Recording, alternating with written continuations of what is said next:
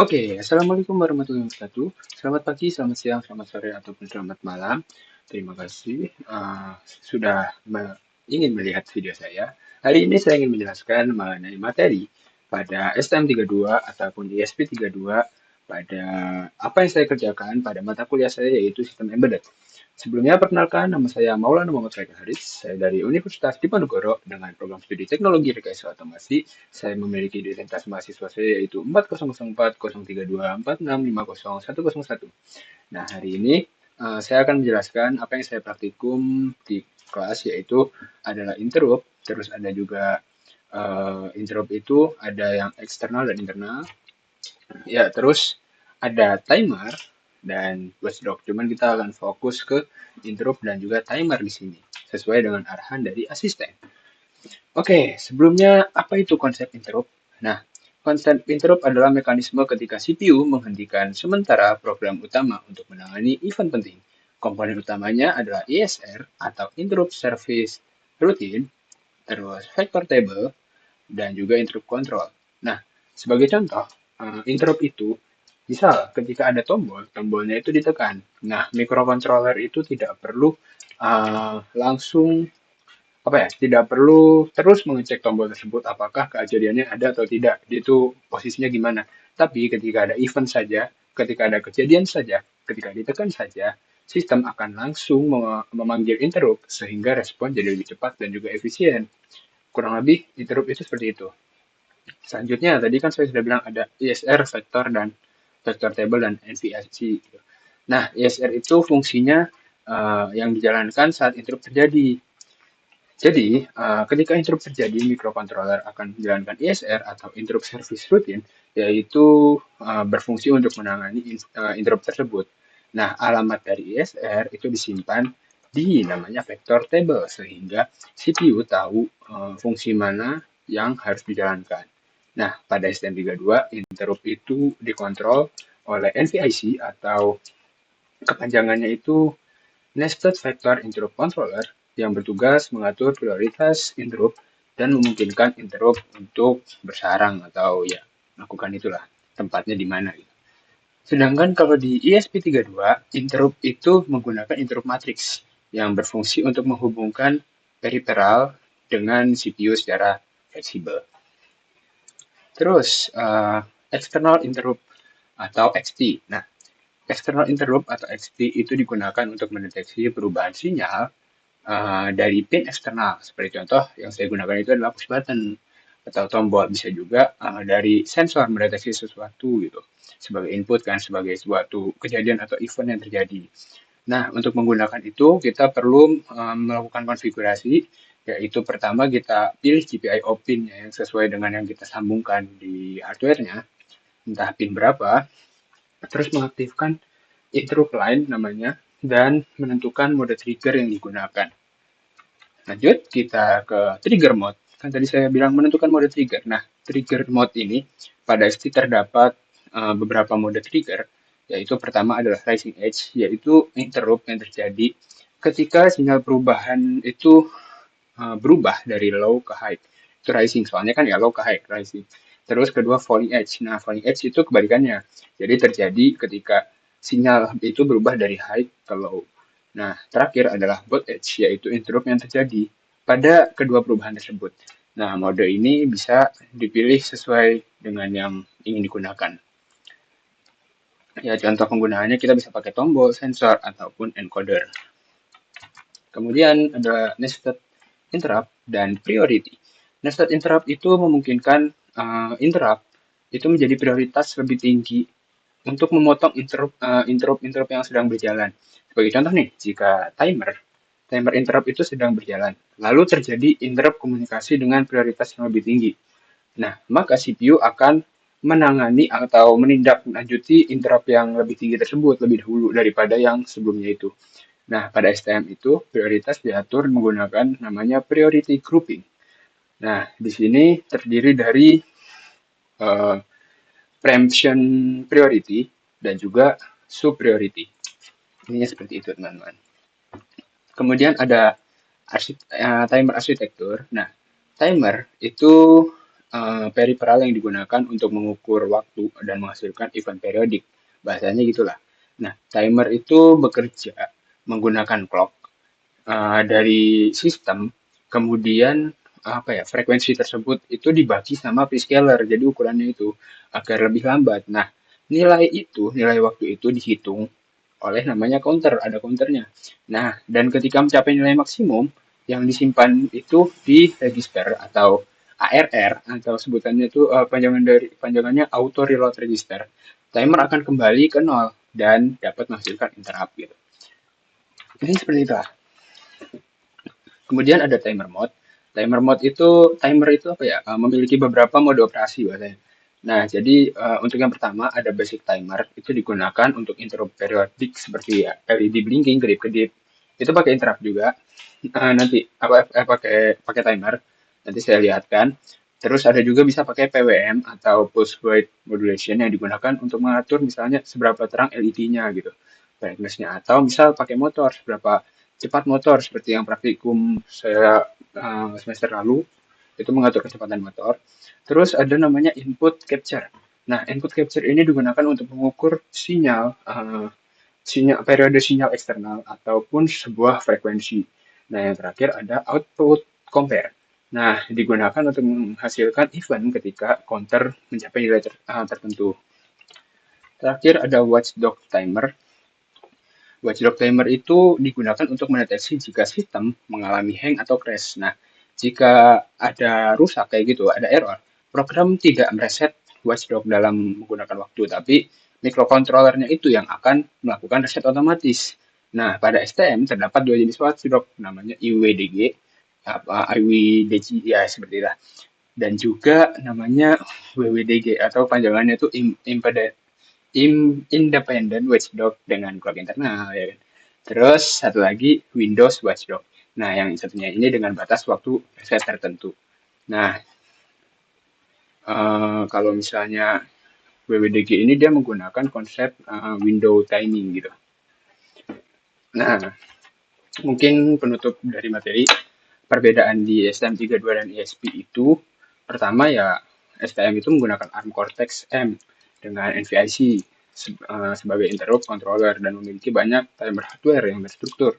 Nah, kalau ESP dia menggunakan CPU Extensa dual core dengan interrupt matrix serta banyak sistem timer yang terintegrasi dengan FreeRTOS. Nah, secara umum ya STM itu orientasinya ke hardware peripheral, ESP itu terintegrasinya ke software atau operasi secara real time. Oke, kita lanjut ke percobaan ya. Nah, di sini mending close dulu. Nah, di sini saya punya dua sebenarnya. Jadi ESP sama STM. Nah, ada dua ya. Cuman kita bahas di ESP dulu. Nah, di sini kita bakal fokus ke timer sama XT interrupt aja. Kita bakal fokus 1 sama 2 dulu.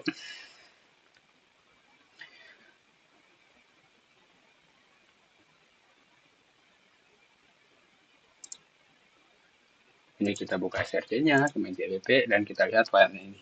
Nah, di sini kita menggunakan PB0 itu sebagai button pin. Kita sambungkan, terus LED-nya itu nyambung ke C13. Nah, di sini PB0 itu berfungsi sebagai input interrupt. Nah, di sini tuh ada namanya volatil. Mana ya? Nah, ini volatil. Nah, volatil itu artinya variable count. Dan ada juga namanya flag nih, ball flag. Nah, ball flag ini wajib karena variabel ini tuh yang diakses oleh program untuk fungsi ISR agar nilainya tuh tidak dioptimalisasi salah oleh compiler. Nah, ada fungsi button ISR itu interrupt service rutin ISR-nya itu setiap kali tombol ditekan, fungsi akan menambahkan nilai hitungan untuk menghitung atau mengubah flag lah menjadi true gitu. Nah, di bagian setup juga ada attach interrupt dengan mode falling.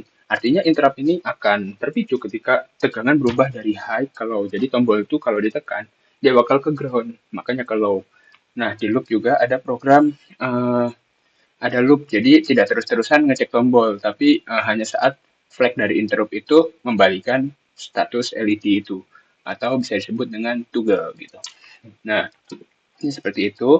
Di sini kita konekkan dengan perangkatnya pakai ST-Link kalau saya penghubungnya, terus STM32. Nah, ini disamakan saja dengan alatnya. Nah, yang kedua itu sebenarnya sama, tidak jauh beda, cuman bedanya ada di bunch. Kenapa ada di bunch? Sebenarnya di bunch yang udah saya jelaskan kemarin itu biar dia tuh ngebaca satu event aja, biar satu event satu status gitu.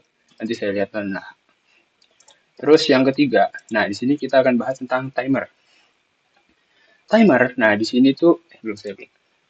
Nah, timer ini tetap menggunakan library namanya hardware timer ya untuk mengakses tim 2. Nah, konfigurasinya itu kita di set overflow 1 Hz format. Nah, ini untuk mengatur timer agar meluap overflow-nya itu 1 kali per detik atau 1 Hz gitu. Nah, setiap kali timer capai batasnya, dia bakal micu timer callback.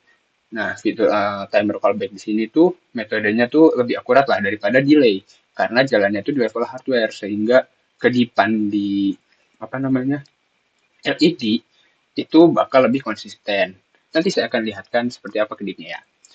Ya intinya sama di platform AI-nya juga gini. Terus kita lihat di apa namanya ISP. ISP-nya kita masuk ke ISP. Nah ISP kita pakai yang interrupt. Nah ini ISP kan? Ya ISP.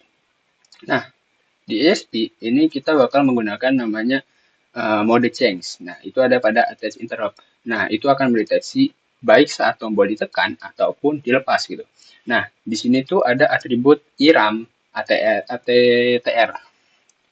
Nah, IRAM ATTR ini itu fungsi pada button ISR. Nah, itu penting ya buat fungsi interrupt itu bisa disimpan ke RAM agar lebih cepat lah bagaimana. Bukan di flash memory. Nah, untuk memastikan tuh biasanya responnya itu lebih instan. Nah, logika ISR ini juga yang bisa membedakan antara rising sama falling untuk menggunakan digital read. Sehingga kita bisa menghitung berapa kali tombol ditekan dan dilepas secara terpisah. Nah, itu plus interrupt. Terus pada timer, nah ini timer ini sebenarnya nggak jauh beda. Timer itu di ESP terdapat fungsi di itu sebenarnya tergantung core Arduino yang digunakan. Nah di sini tuh saya menggunakan processor itu apa namanya pagar if untuk memastikan kompatibilitas. Nah, ini tuh diatur kalau di sini prescalernya berdetak 1 milidetik mikro atau MHz. MHz itu mikrodetik. Nah, dengan nilai alarmnya itu 1 juta. Nah, maka interupsi di on timer itu akan terjadi tepat di 1 detik. Nah, sama seperti sebelumnya, loop itu juga digunakan untuk mengecek timer flag untuk melakukan toggle di LED pin 2. Nah, sekarang kita lihat atau bahasanya saya perlihatkan lah di hardware-nya. Nah, di sini ini ada pertama di STM. STM di interrupt tuh dia bakal coding. Nah, ini lihat nih. Ini dia bakal terjadi karena ada suatu kejadian di klik aja. Nah, dia bakal gitu. Nah, ini mungkin ada kayak nge-lag. Itulah alasan di bunch dipakai. Ini tuh tidak dipakai di bunch. Jadi ada kayak semacam lanjutan kebawaannya gitu yang dia tuh kebaca lagi. Intinya seperti itu. Nah, terus kalau udah di interrupt SPM kita lihatkan di ini apa nih? Interrupt OLED. Oh, ini yang ESP. Bentar. Nanti dulu, yang OLED-OLED itu sebenarnya tambahan aja. Mungkin sini nggak apa deh. Nah, interrupt itu kan dia bisa gitu. Nah, ini saya tambahkan apa namanya OLED. Nah, OLED itu codingannya bahasanya kita tambahkan namanya ada fruit. Coba kita lihat di sini yang ini. Nah, dia bakal ngebaca tiap terjadi interrupt. Nah, begitu dipencet, dia bakal ngebaca, oh ada interrupt nih. Tek tek tek dibaca gitu. Per hertz. Nah, di sini tuh Nah, di sini tuh kita pakainya Adafruit. Nah, Adafruit itu library buat OLED. Ini seperti itu sih. Ini sebuah eh, yang saya coba aja. Itu perubahan ditambahin OLED gitu kan. Terus kalau misalnya di ESP juga sebenarnya tidak jauh berbeda. ESP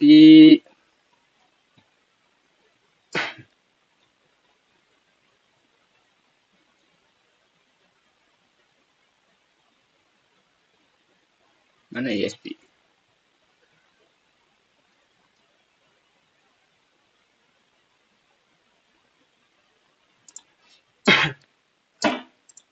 Nah, ini ESP. ESP itu seperti ya codingannya seperti yang saya jelaskan tadi. Nah, di sini dipencet, dia bakal nah ngatur-ngatur ngetugel si LED-nya aja. Ini seperti itu sih. Sama kan? Dia bakal kebaca pakai platform I/O. Nah, ini terus kita tambahin nih, kita tambahin pakai OLED gitu. Nah, kita tambahin pakai OLED. Kita pakai library-nya ada float lagi, soalnya buat OLED. Nah, di sini dia bakal ngebaca statusnya nih, statusnya awalnya idle nih, pasti dari pencet. Begitu dipencet, itu artinya kan ada interrupt, dia bakal nyala, dan ini interrupt kebaca. Ini tinggal kita tambahin aja sih, mau ngeprint rising atau falling itu sesuai dengan codingan yang diinginkan gitu. Nah, terus selanjutnya ada timer. Nah, timer itu tuh sebenarnya mirip ya. Kita lihat.